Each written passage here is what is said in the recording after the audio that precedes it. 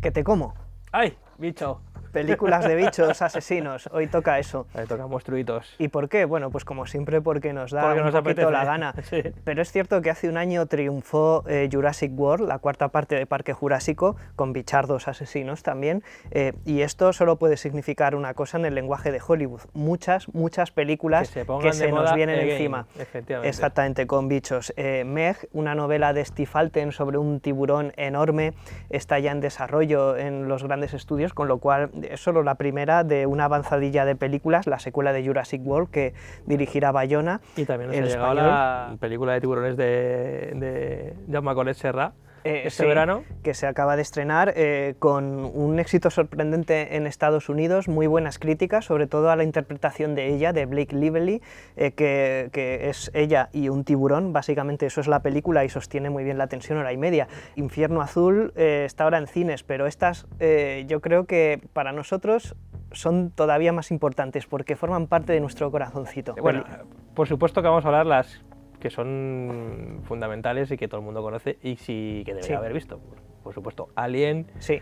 Tiburón, y no sé si alguna más. Pero esas dos películas, sobre todo Alien y Tiburón, digamos que son películas de bichos que son las películas de bichos por antonomasia, de bichos asesinos, de monstruos asesinos que todo el mundo tiene que haber visto para acercarse al mundo de los bichos y monstruos asesinos. Y generaron tal cantidad de copias, de secuelas, de imitaciones o de películas inspiradas son legítimamente en la ella. madre de los bichos. Exactamente, la madre del cordero es ahí. A mí me encanta La Cosa y Gremlins, pero no son técnicamente bichos asesinos, sino que enredan de otra manera diferente. Sí, los Gremlins no comen a la gente, pero sí la matan. Exactamente, bueno, puntualmente, cuando se lo merecen mucho, ¿no? Pero Los Gremlins es una película también fundamental. Y además tiene un director que está muy relacionado con el mundo bicho, que es Joe Dante, porque es el director de Piraña, por ejemplo, que esas sí que se comen a la gente. Eso sí que se lo comen.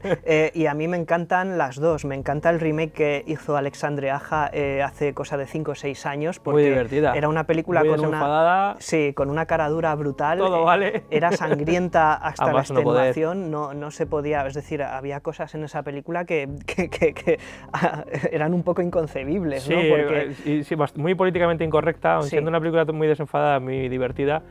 Había cosas bastante heavy para ser una película tan ligera, ¿no? Se nota que Aja es francés, no americano, porque no tiene prejuicios, no tiene prejuicios ni problemas en montar ni con el sexo ni con la violencia, y además, y tampoco en insultar en la propia película a los propios espectadores a los cuales está destinada, porque todos ellos, esta generación MTV de cuerpos perfectos, abdominales tersos, etcétera, etcétera, que al final eran la merienda de las pirañas, caían como chinches. Caían como chinches y eran todos ridículos. Muy ridículos. Entonces, eso es maravilloso, esa ironía de esa película es genial y yo creo que no se la reconoció demasiado, me parece muy buena. Luego muy tuvo bien sus hecha. secuelas así un poco más disparatadas.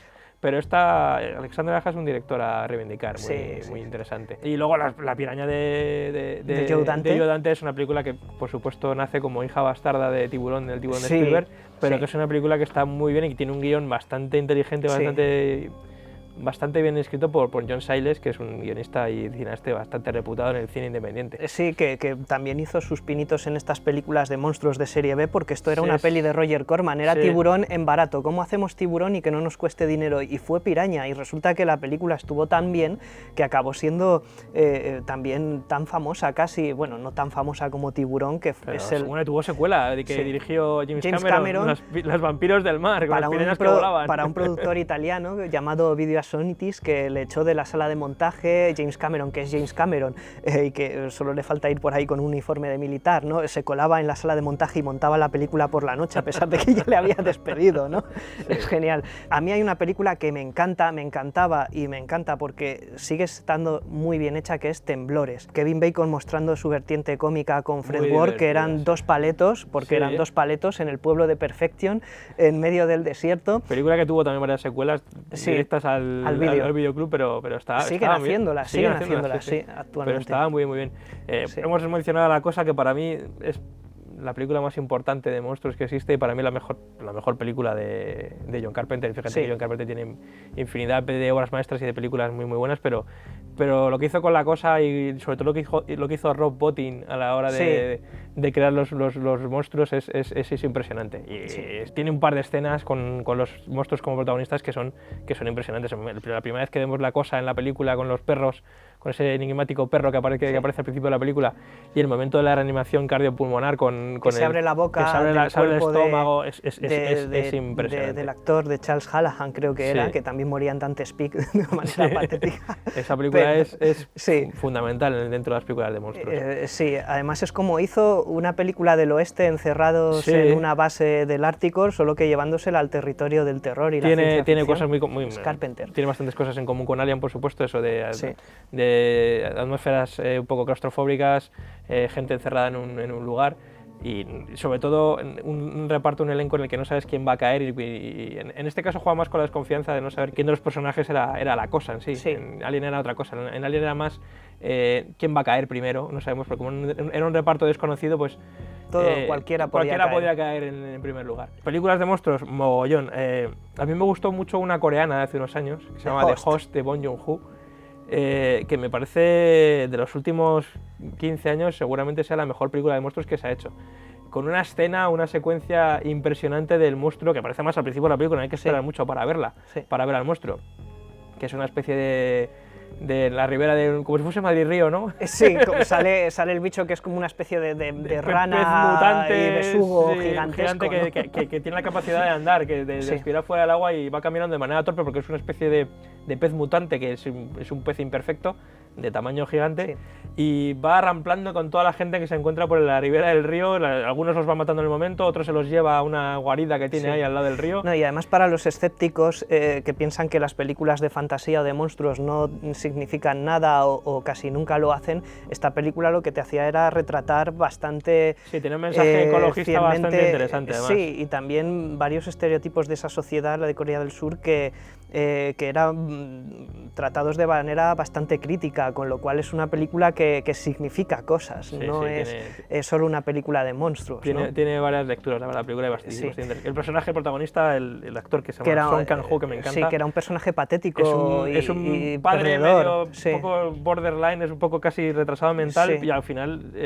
acaba siendo el héroe de la película. Sí, es muy con buena esa instantánea de, creo que era un rifle, ¿no? Una flecha, creo que la hija, ¿no? Creo recordar, el arco y la flecha. Que la mano era, es verdad que era... Pues está bien que hagan estas películas que apuntan alto, porque yo creo que la gran plaga del género de monstruos actualmente son películas como Sharknado, que a mí me gusta mucho, me parece divertida, pero han convertido en algo objeto de burla un género que para mí significa cosas y que tú puedes tratar de manera cómica, como en Piraña 3D de Alexandre Aja, pero no convertirlo en algo ridículo todo el tiempo. Eso es, hay que tomárselo un poquito más en serio. Está exactamente, bien que estas películas funcionan. Que se aligen estas películas, pero sin perder el respeto original que tienen estas películas. Porque, es decir, nadie puede tomarse a broma Tiburón, por ejemplo, ¿no? Y quiero decir que teniendo la referencia de Tiburón puedes hacer distintas variantes en el película de monstruos, pero sin respetar a... Puedes mezclarla con mil cosas, darle mil tonos, mil aspectos, mil ideas que están esperando ahí que alguien lo coja y lo rehaga, ¿no? Super 8 fue una película de monstruos en cierto sentido. A mí hay otra que es totalmente clásica y serie B, rollo años 50, que me encanta, pero fue un remake a la vez, estrenada en plenos años 80, que es nuestra década favorita, yo creo, y que fue El terror no tiene forma. Creo que alguna vez hemos hablado de ella. Es sangrienta, es cruel, no tiene compasión ninguna, es divertidísima. Chuck Russell estaba detrás de... Chuck Russell, el director, sí, justo. Era un remake de una película de los 50, de Blob, con Steve McQueen, pero al igual que en La Cosa, que también era un remake, me gusta mucho más el remake que la vieja. Bueno, me parece una película formidable. Matan niños en primer plano, tiene una tensión alucinante, pese a ser una soberana un par de secuencias de muertes bastante unos maquillajes muy bestias, el tío que le cuelan por el agujero del fregadero, y era una visión del gore que no era tan sádica a la vez como la que hemos visto luego en esta última década con Saw, que no es una apología del sufrimiento humano, ¿no? Es una qué bestialidad, cómo han podido hacer esto, que es distinto, ¿no? Es un tono diferente. Pues yo recuerdo de una película del 80, que esta sí que casi nadie se acuerda, que se pasó desapercibida, que es Transgen, los genes de la muerte, sí. Una película que trataba un poco el rollo McDoctor, con una especie de experimentos. Rod Steiger, sí. con experimentos genéticos en los que salían pues, unos engendros que eran pues, puestos con tentáculos y demás. Sí, típica peli de videoclub total. De videoclub, ¿no? Total, pero uno de los guionistas era Joseph Stefano, el guionista de Psicosis. O sea, tenía la película, es una película totalmente olvidada, pero tenía unos monstruos, unos efectos especiales bastante bien creados y era una película muy, muy entretenida, una serie B bastante digna, la verdad. Sí, me acuerdo que al final se caían en la parte de abajo de un sótano donde había una especie de masa informe de tentáculos. Me acuerdo de la carátula en el videoclub Pastel 2 de Aluche, que era una mano y ponía algunas personas creen en Dios, ahora verás en lo que cree Amanda. Y decías, madre mía, tengo que alquilar esta cosa ahora mismo. Y estaba bien la película daba lo que prometía en la carátula. Hace poco hablamos de Deep Blue Sea, la peli de tiburones de Renny Harlin, así que no la voy a citar. La que voy a citar es Deep Rising, de la misma época. Deep Rising era Stephen Sommers. Stephen Sommers antes de La Momia. Sus dos películas buenas fueron esta y La Momia, en mi opinión. Bueno, es divertidísima, es también salida de madre totalmente, es una mezcla de todas las películas de monstruos que te puedas imaginar, pero tiene un dinamismo y un espíritu de la aventura y una alegría absolutamente contagiosa. Muy divertida. Y mira que los efectos digitales son súper noventeros, es decir, que ahora lo ves y cantan por soleares. Pero perfecta para ver con palomitas y bueno, yo salí sorprendidísimo del cine hace ya 20 años ya casi, porque nos vamos haciendo viejos. Sí, desde finales de los 90. Joder, se nos acaba el tiempo, Juanma, qué pena. Se nos acaba. Hay dos de cocodrilos muy buenas, El territorio de la bestia de Greg McLean y Lake Placid, escrita por David E. Kelley, creador de Ally McBeal, y que la protagoniza Bill Pullman, con un reparto súper coral. Sí, recuerdo esa película. Y un tono de comedia delicioso, o sea, también una pasada. Bueno, pues nada, haremos otra de monstruos. Vale, antes de que nos cojan, huimos.